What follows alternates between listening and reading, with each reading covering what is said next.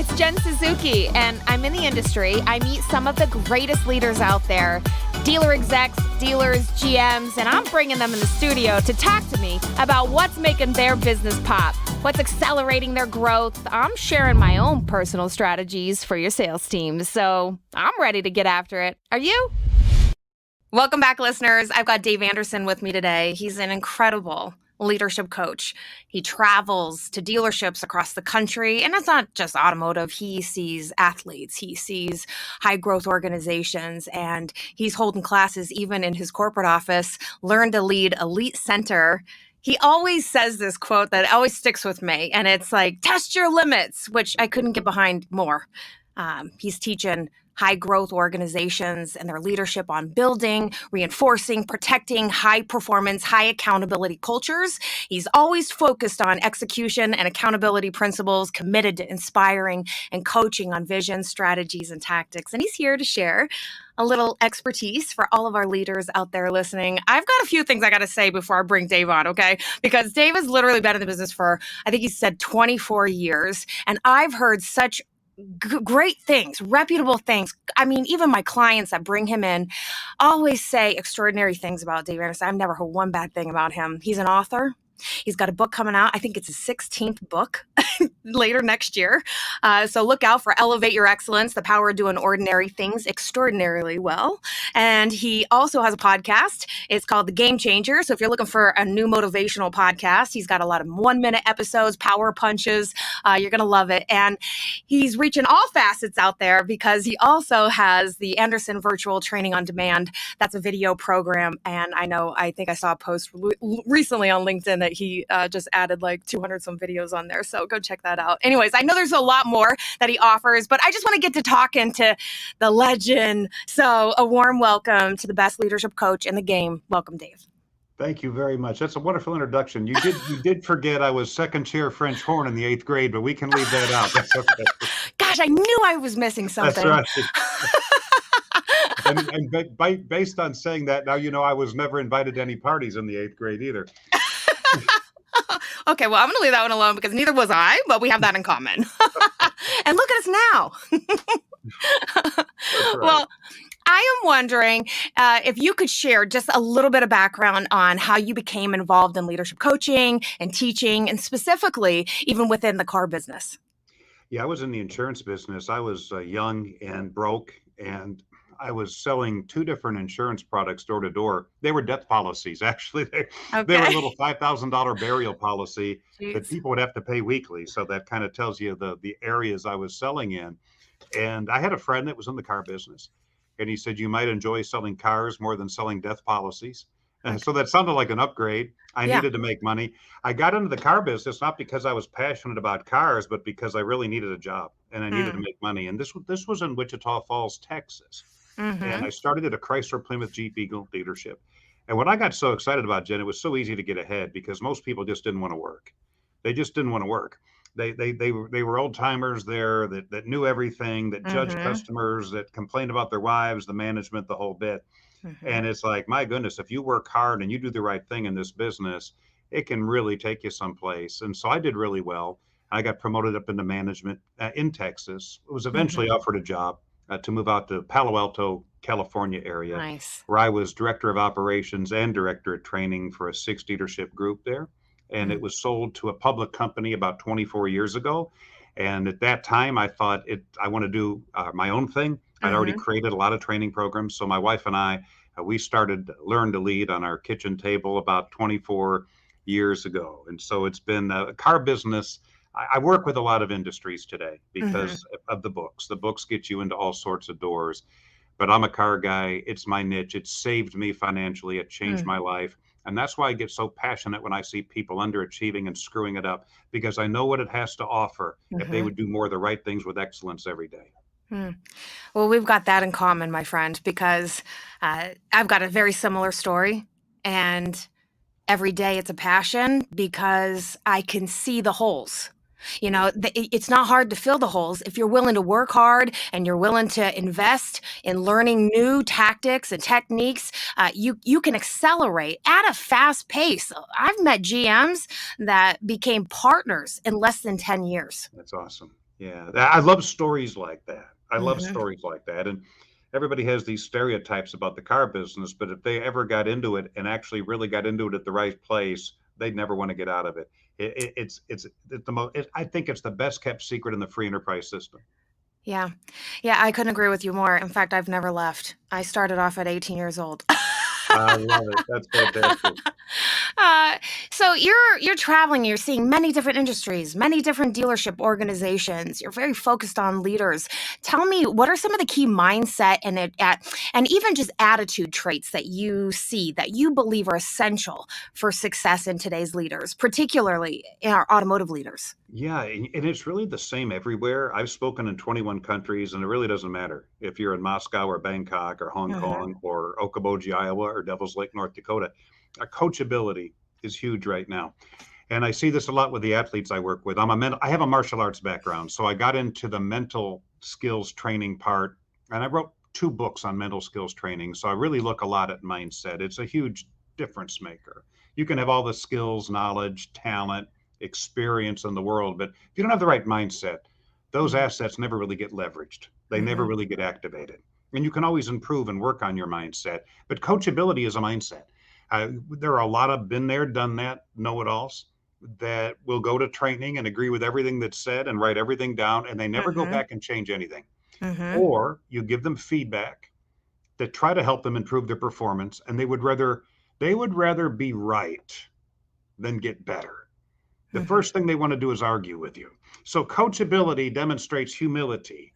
And there's a lot you can do with humble, coachable people. So that's huge. I think, especially today when we're having to evolve and we're having to change, to Hmm. have coachable people is huge. Also, the killer instinct and mental toughness.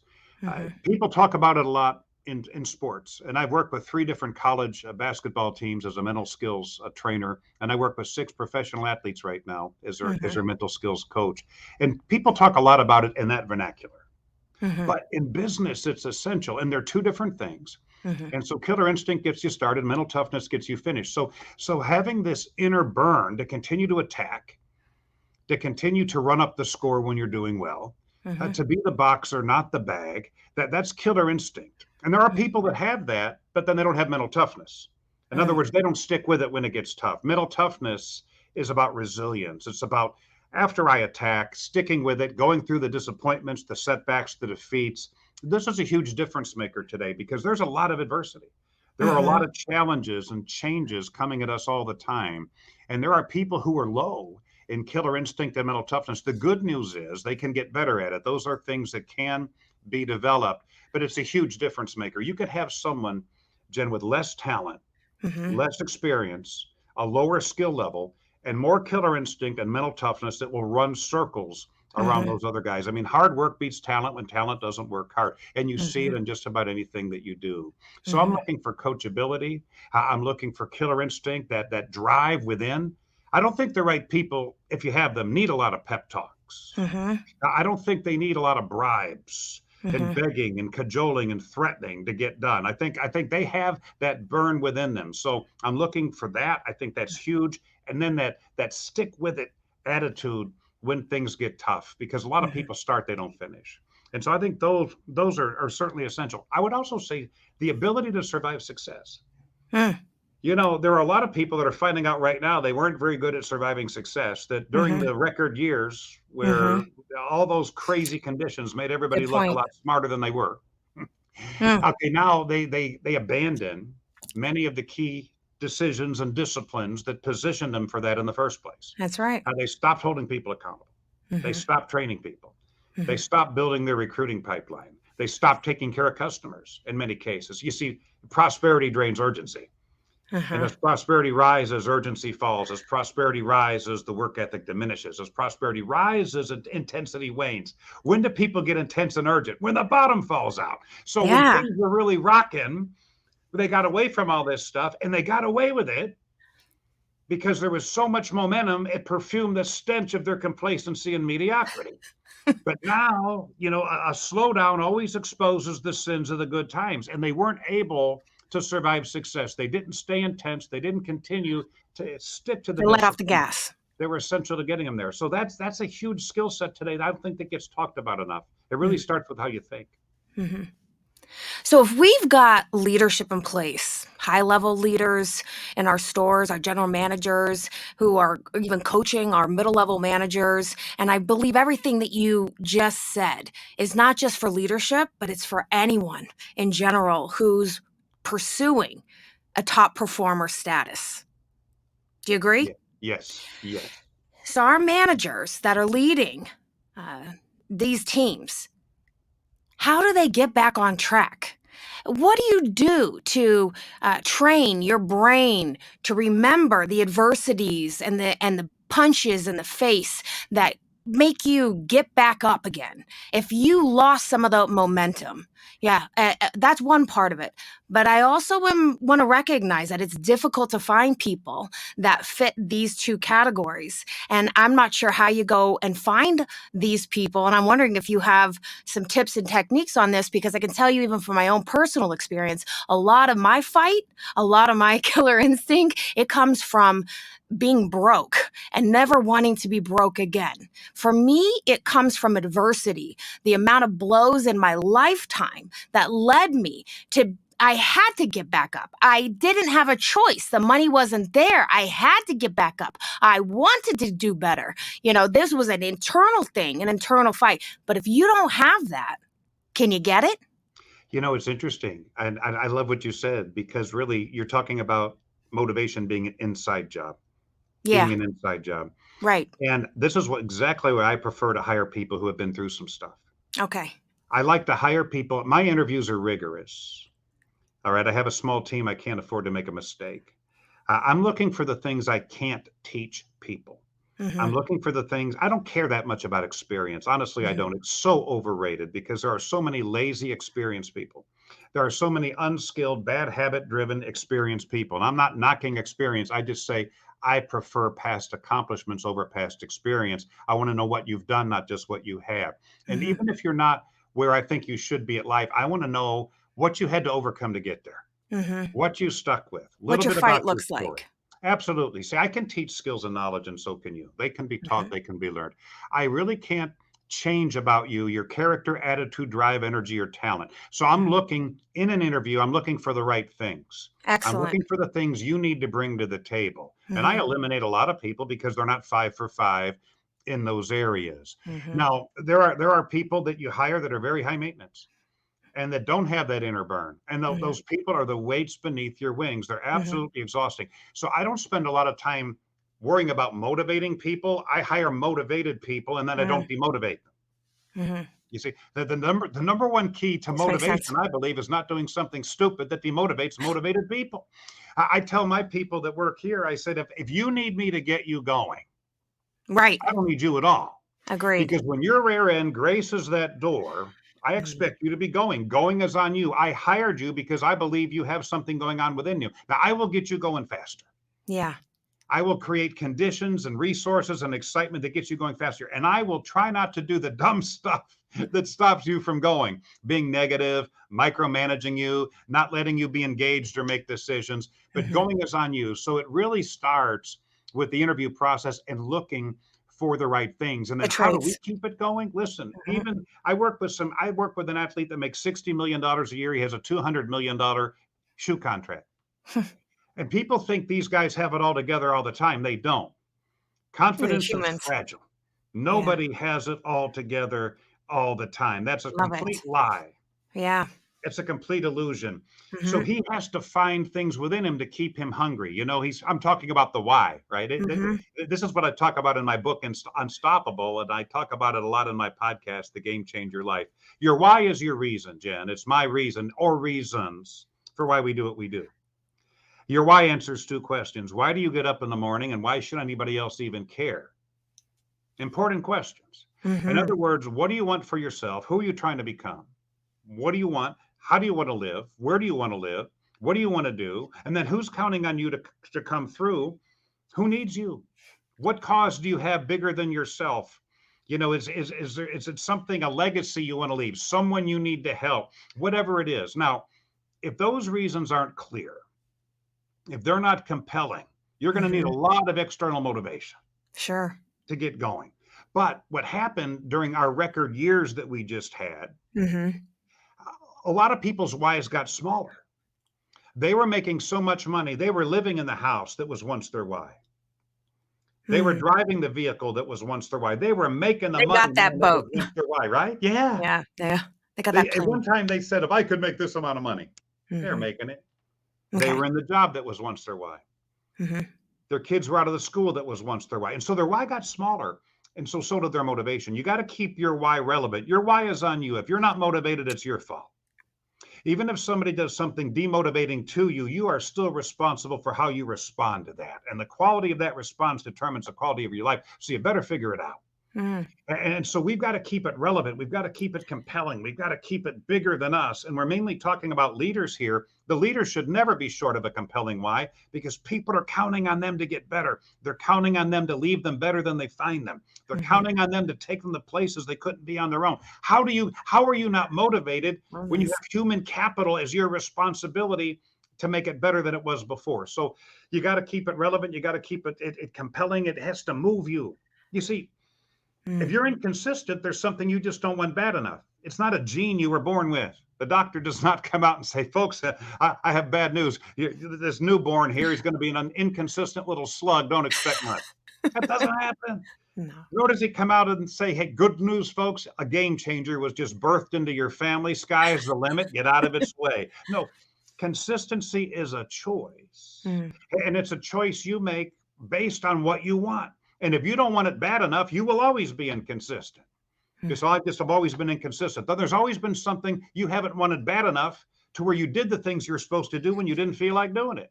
So I just can't lose weight. When you want it bad enough, you will. That's right. It's not that you're big bone, you got a big mouth and you put too much food in it. Now face that and start focusing on what you can control, you see. Mm-hmm. And so it's all about getting within you, because there's some stuff you got to own. And people don't want to own it today. My manager doesn't motivate me. I hear this all the time. I say, why should he have to? Right. It's your life. It is. What are you bringing to the table? Now, we shouldn't Right. do dumb stuff that demotivates you. But even then, you're still responsible.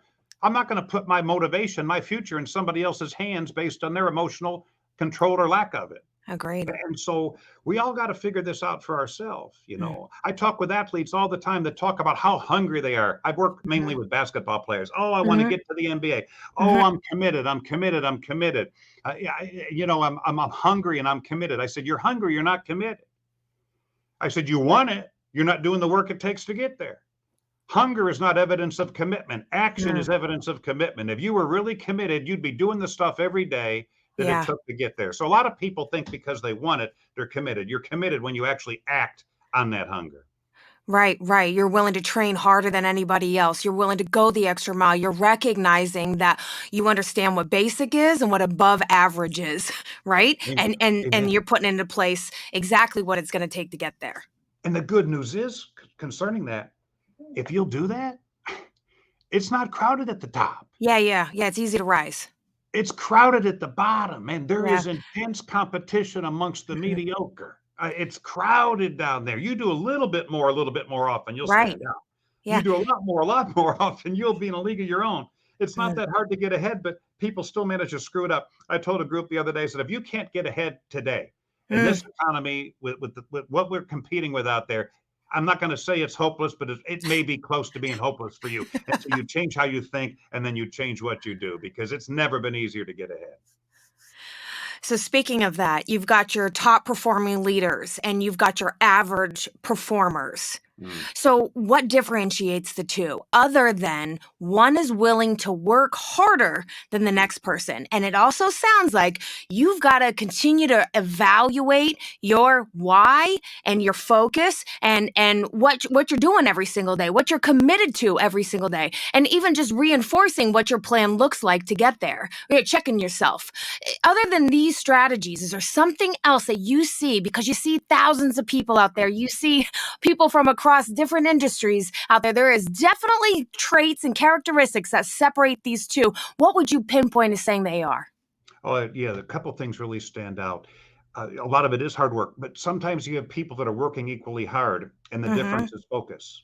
Mm-hmm. Many people are held back not because lack of effort, but because of lack of focus. They major in minor things. Mhm. They do 40 things every day and leave a blur instead of getting resolutely clear as to what those handful of things they must do every day and leaving a Mhm. mark. They lack focus. They focus also on things they can't control. Now, they may be there 80 hours that week, and that's not lazy. That's not lack of effort. It's lack of Agree. focus. I was talking to one of the athletes I work with that sounded like one of the salespeople I used to work with. Same list of excuses. And he was the star of the year before. And this last year, he was just kind of middle of the pack. And I said, what's going on with your numbers? Just like we would say with our service advisor or with our salesperson, what's going on with your numbers? Yeah.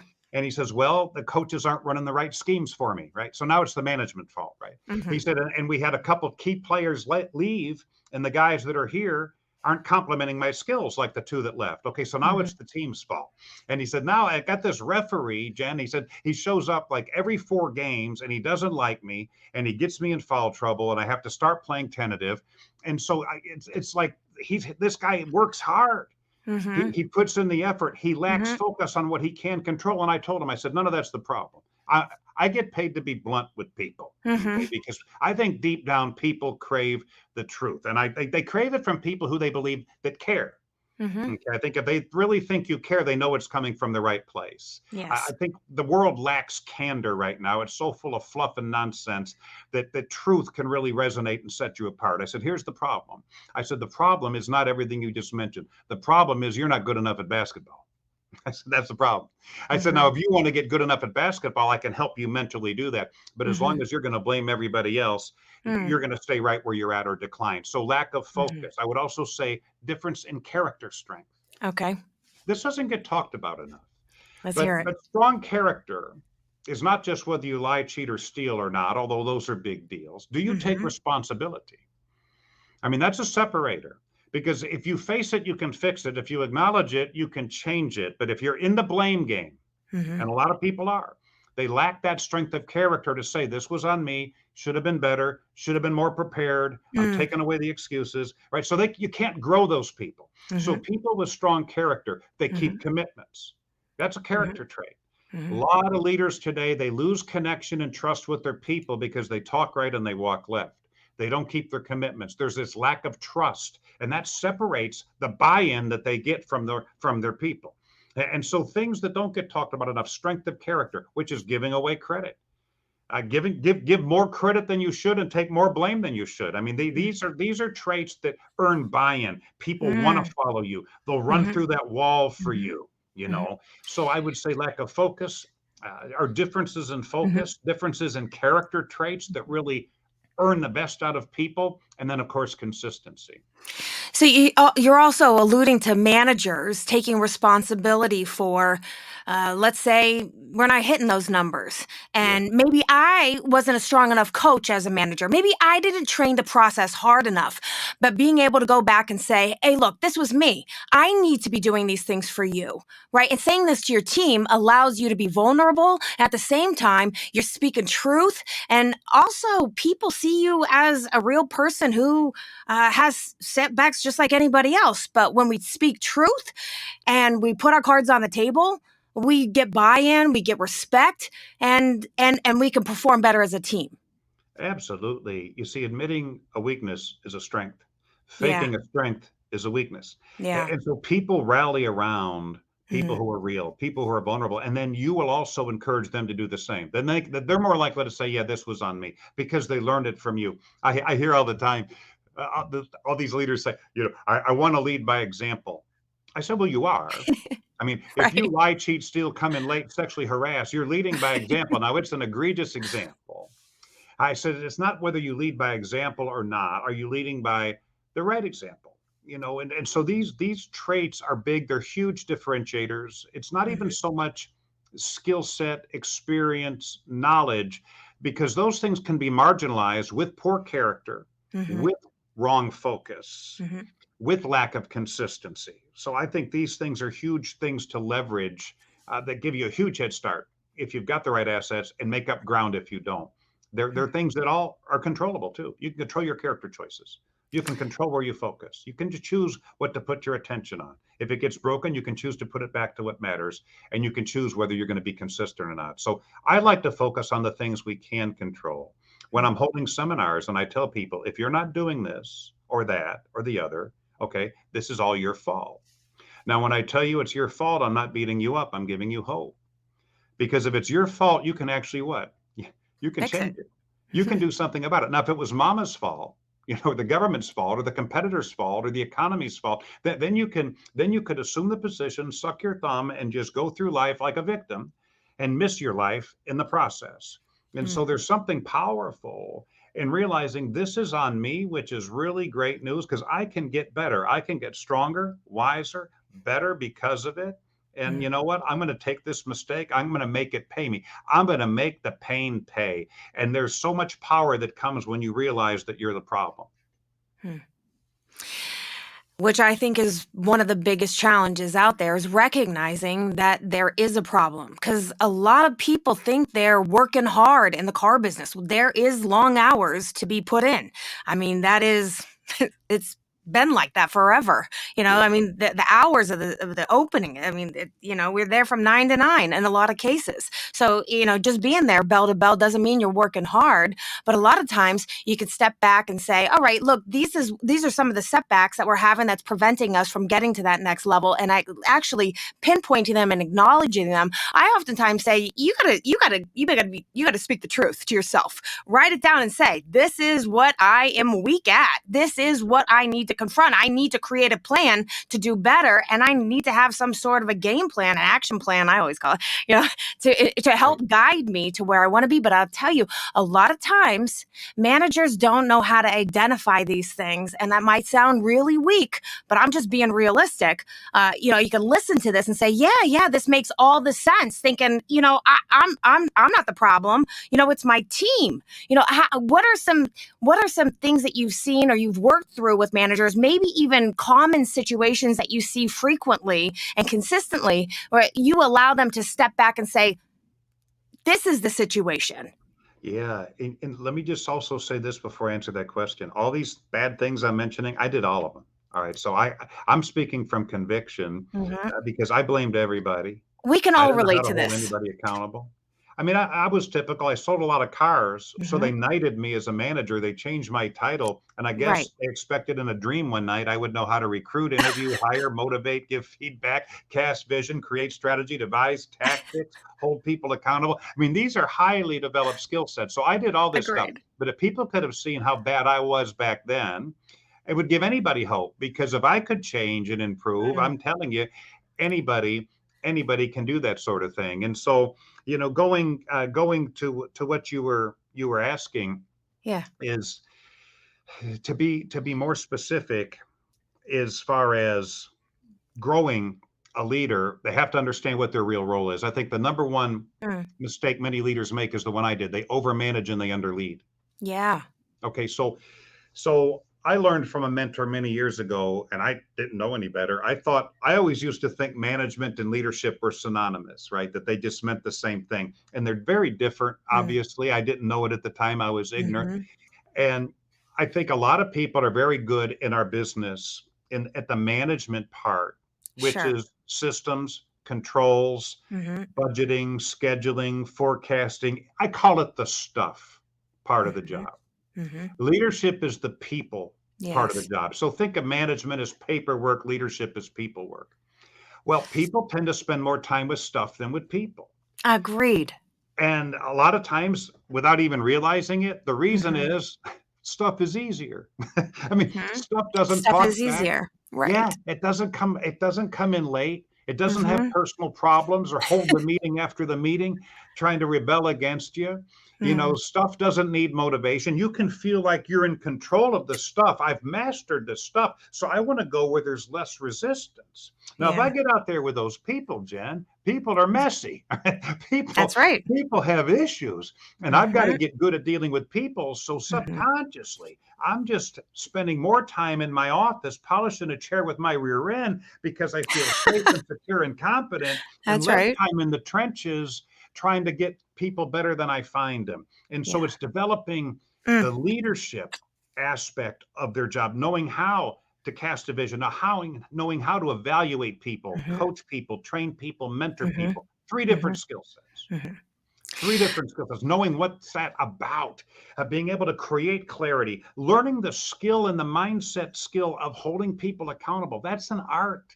I Yeah. hold a 2-day class just on accountability. People say, is there really 2 days worth of stuff? I said, no, there's 5 days, but no one comes to 5-day classes. So we do a 2-day class on developing the right skill set and mindset. So this is how you get the best out of people. You don't get the best out of people by coddling them. No Mm. one is ever going to look at any leader and say, hey, thanks for being easy on me. You changed my life. All right. Right. It's not going to happen. So it's No. being able to challenge people in a productive way, not bullying them, Hmm. but raising their basis, helping them to build confidence. You can't put it in them, but you can create the conditions to where they develop it themselves. This is what's holding so many people back. They're good managers, they're Hmm. mediocre or even poor leaders. And I'm talking sometimes about at the highest point in an organization, they've just been blessed, great product, great location, great following, that they've been able to do it in spite of themselves. Hmm. Hmm. And they're terrible with people. Okay. I feel you on this one. And I bet you so many of our listeners really, this resonates with people. I see it all the time. My question to you, and this could even come from personal experience, but if you've identified you're one of these managers, these leaders that isn't really good at nurturing people, but you want to be, and you recognize it's what's holding you back. It's holding the whole organization back. We got to spend more time with people. And I've got 1,000 other tasks, the stuff that I have to tackle. I got to write deals, and I'm tossing and turning because I've got to allocate the right amount of time to nurture this new aspect that I've identified as what's holding me back. I need to nurture people, my team. I've got to be a better coach, and I got to get in the game with them, and I got to spend more time with them. If this isn't a natural skill, and it's not for a lot of managers, because like you said, your own personal experience, me too. I started off in sales, I moved up, but at some point you have to learn these skills and not everyone's going to give it to you. You got to go out there and get it. So what is your advice to a manager sitting here listening right now and saying, I see what Dave's saying. I got to take a next step. Jim Rohn, which is one of my mentors, he said, formal education will make you a living. Self-education will make you a fortune. You Mm, need to educate yourself on this. This mhm. leadership ultimately is developed, not discovered.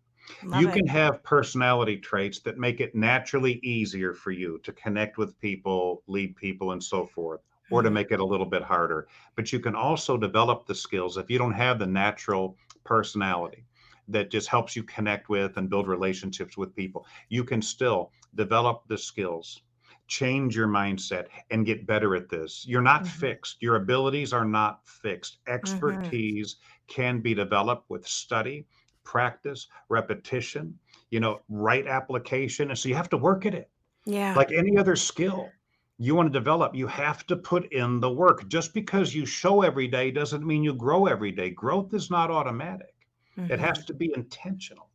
All right. The years in the business could actually make you worse if they're reinforcing wrong mindsets and wrong habits. And so get the books, go to the courses, find a mentor. They're mhm. out there. Successful people I have found are very generous in sharing. I agree. I've called on a lot of successful people that were more successful than I was in a certain area during Mhm. my life. Can I pick your brain for a few minutes? I've never had anybody say, Mm. get lost, don't Go have pounce out. time for you. The nature of people who have figured some things out is to share what they figured out. Yeah. Okay. And so there are people out there, there is help available. There is no excuse for Mhm, ignorance. Ignorance means lack of mm, information, training, or knowledge. mhm. As far as leadership skills, if you want to, you Yeah. can. And if you don't, then you won't. But there's no excuse ultimately because the tools are there. It can be developed, it can be changed. Yeah. And once you've identified what you're weak at, because you can speak truth to self, then it's easy to go out there and look for the information to get to where you want to be. And I'm really glad that you said this because I could tell you having mentors in my life has definitely helped me get to my next levels. I say it all the time to people. You need to find somebody. People are willing to help you. People want to open doors. People that are successful, they can't wait to share the mistakes they've made and what they've gained along the way and how to get there. Ask for help. That's right. That's right. It's Mm, there. And then mhm, apply what you learn. So mhm, many people, they're not held back. Let's be real straight. by lack of knowledge. They've just never closed the gap between knowing and doing. They know what they should do. It's just easier not to Action. do it. It's easier Execute. not to do it. They don't execute it. Mm-hmm. And so now here's the thing. There's a difference between ignorance and stupidity.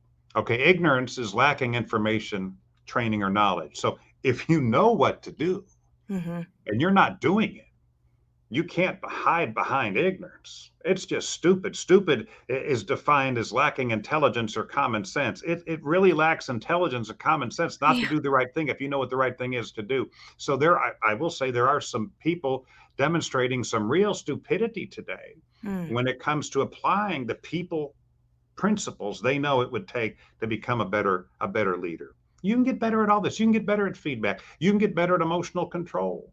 When I Mm-hmm. was a young manager, I lacked emotional control. It was I said the right thing when I held people accountable. I said it egregiously. Mm. I did not know how to deliver the message. And it doesn't matter how right your message is, if it doesn't get through, you have failed.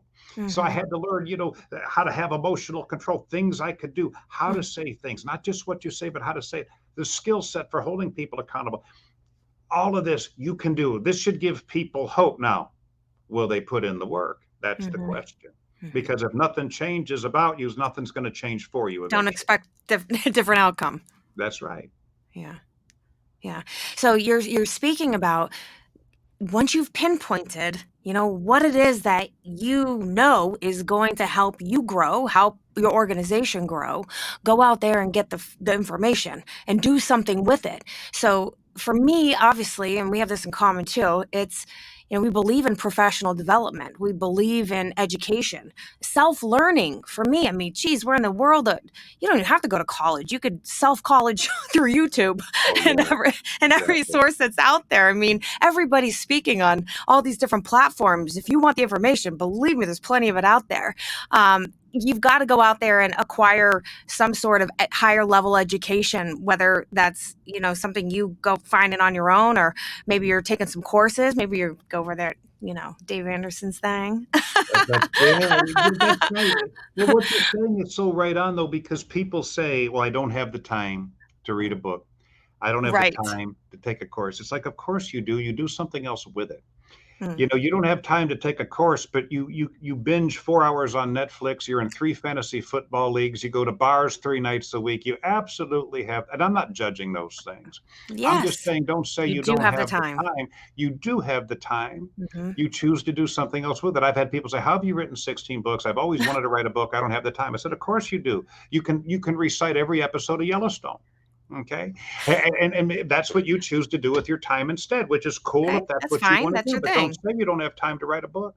Hmm. Just like if you ask me, do you watch Yellowstone? I can't tell you, no, I don't have time. I do have time. I choose to write books instead. So we all have the same amount of time. Some of us use it differently. And so the time is there. And this would help people so much because of the hours they put in. They put in so many hours. You know why they put in more hours than they should have to, Jen? Really, they're not as good as they should be. They're Mm. not good enough to put in fewer hours and get it done then.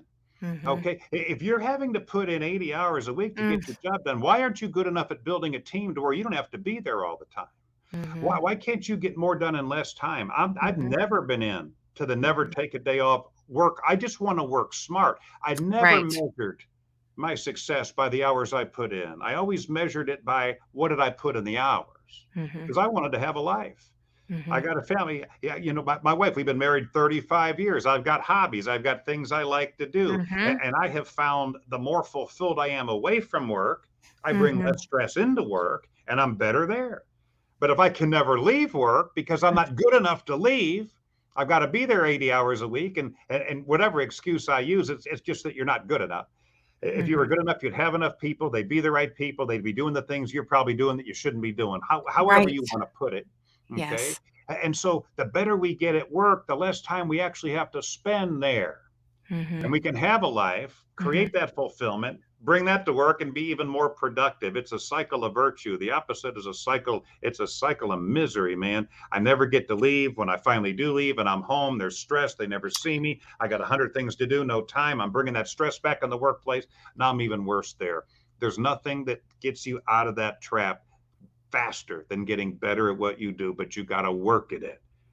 At the same time, nurture your team so they can be as good as you, so you can Yeah, leave, so the place doesn't fall apart every time I you know. leave. And I was the guy, I was afraid to take a day off. My first couple years So as a a lot of people manager, say. I was 40 pounds overweight. I had ulcers. I would take the day off. The phone would ring 12, 15 times. Dave, can we do this? Dave, and I was so stupid. I said things like, I would turn to my wife and say, well, honey, that's job security. This phone rang 12 times today. These people really need me. I can't believe looking back, I opened my mouth and stupid sounds like that fell out of it, but it happened more than once. And I realized truly my my value as a leader is Mm, not measured by how my people behave when I'm in the workplace breathing down their necks. mm, My value as a leader mhm. is really determined by what they do in my absence. Have Yeah. I created the conditions for them to succeed when I'm not there?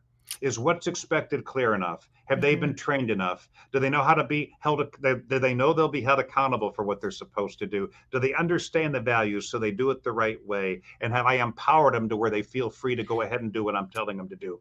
We got Did to you create focus those on being a conditions. leader? Yeah. And so I've worked at that over the years. Make my people Mm, less dependent on me, just like you're raising a kid. You mhm. want them to be less dependent on you eventually so they can, move out of the basement before they're 45, yeah, which you see a lot of today because they never learned how to fend for themselves. I've got 3 girls, believe me, I always have this conversation with my mom coaches, you gotta give them the life skills. Yeah. Don't be lazy, they sit on that iPad all day if you let them. Oh, but it's the same principles. It's like It is. principles are principles. The Mhm, accountability principles at home are the same in the workplace. You got to have clarity. Otherwise, the question is accountable for what? Got to give them mm, feedback so they know where they stand. There's mm. got to be consequences. They're going to do the wrong thing again. That's what I love about principles. Very widely applicable. Mm. This is all wonderful, and I can tell you anyone listening can relate to just about everything you've pinpointed. Where many people go through these struggles, they're very real. It's nice to hear that you too are one of them, but you Ah, can dig out. There is a way to improve. You have to commit to it. You got to create your game plan. You have to have awareness and be truthful to yourself. There's ways that you can improve yourself in the industry. There's ways to stay current. There's ways to continuously grow. What are your recommendations? oh, there's so many good things, and I'm going to bet number one Hmm. that just about everybody listening has training resources already in their dealership they don't use or they don't use enough. Hmm. And start there. Start with what you've got. Now, obviously, we've talked about some resources. People say out of my 16 books, which one should you get? I don't know what your needs are. The number one skill set development book I wrote is called Up Your Business. The best mindset is called Unstoppable. It depends on Hmm. what you need. A virtual training, I take online courses every weekend. I You don't really do. care for television. I don't like the media to drop its drawers and take a dump on my mindset, telling me all this stuff I can't control. I certainly don't listen to it on the way to work. I'm like an athlete coming to my arena. I'm Mm. listening to stuff that gets me Get ready in to the perform. game. That's Hmm. it. I'm ready. Get your Great mind right. performance begins before it begins. So use what you have. Get online courses. The 24/7 availability of online training. You can train at your own pace. Yeah. Pick the things you really need to know about, fine tune skill areas, make it about you, not just a pan course. I think that's huge. We do have we have about a 10,000 square foot facility out here. We have our training center is called the Elite Center. We're not far from Malibu. It's not a bad place to come. We have Mm. people that come and stay an extra day, drive over to the beach, take a walk on the beach after class. But get with the process and stick with it. Our Hmm. our Master the Art of Accountability class has been our most popular class probably for the last 5 years. And I just think that tells you the state of the industry right now. Yeah. That it's a huge issue. The political correctness and all this nonsense in society has made people afraid in business to hold people accountable. But the good news is you can develop the skill set and the mindset to get it done. So there's a lot out there that you get, or you don't have to spend anything. As you said, there's stuff on YouTube. There's free Exactly. articles on the internet. That You have to want you it. can walk across the street into a library and check out books that are free if you want. I mean, there's no excuse not to get Yeah. better other than your own indifference, apathy, or complacency. Mm. Hmm. You've got some advice for our leaders today on motivating and leading their teams effectively. I know there's a lot of competition out there. We've got a variety of circumstances that continue to force us to adapt and pivot. And sometimes this also creates, um, even I would say it's a disillusion, that everything is the way it used to be, and I don't have to change. I'm going to go back to the old ways that I know and how we did things, and it was working then, but we know it's not really working now. And sometimes this can be really demotivating for people because you keep on enforcing same stuff that doesn't work. And I'm just wondering, what advice can you give our leaders on maintaining motivation for their teams and leading them effectively, even through their sales process? Yeah, it all does start with the leader. And the leader's got to get himself right. Jim Rohn said very smartly, he said, your business gets better when you do. He said, don't wish it were easier, wish you were better. It gets easier when you get better. So yeah, I'm not a big futurist. I really don't know so much about where the industry is going. I can't Mm-hmm. control it. And I'm really Mm-hmm. disciplined about not worrying too much about stuff I can't control. What I can control is Mm-hmm. the ability to motivate myself, develop my mindset and my skill set to where no matter what happens, Mm-hmm. we're going to figure it out. We're going to be fine. And I have a team that can do the same. And so focus more on those things, the right Mm-hmm. habits, Mm-hmm. fine tuning your daily routines. I'm telling you, having great, well structured daily routines just feels great. It feels fantastic.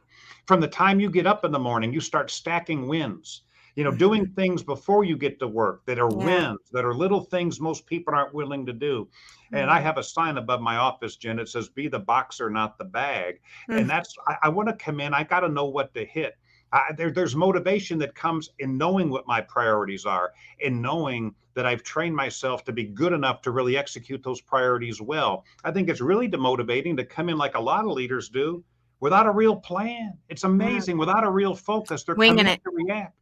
They Mm-hmm. come in, they grab a donut and a cup of coffee. They're walking around the showroom like a game show host, waiting for something to happen so they can respond to it. That's not motivating. That Man. structure is motivating because it involves discipline. Mm-hmm. Holding yourself as accountable is motivating because it gives you a chance to get better, which makes you feel good about you. So tighten up your routines, get yourself right, get rid of the bad habits, Mm-hmm. replace them with the good ones. Nothing gets better until we do. I wish I could say, well, just get those people better. They're not going to get better until we do. You can't export what you don't have. Mm-hmm. You can't take them on journeys you haven't been on. You let up a little, they let up a lot. You catch cold, they get COVID. That's how it works. And so there's always more at stake for leaders getting their own act together and realizing nothing's going to change for them until something changes within them and about them, which is how they think and what they do. And then they can change what's around them. And that's a daily journey. And it's just knowing that when today's over and I walk in tomorrow, hey, yesterday ended last night.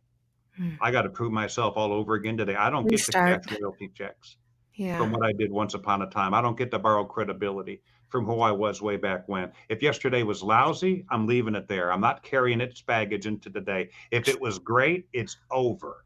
I've got Mm-hmm. to prove myself over again today, and just repeating that again and again and making that part of your mindset. It rubs off on your people. It strengthens your culture. It'll take you places that this haphazard winging it and inconsistency will never match. I love this growth mindset. Yeah.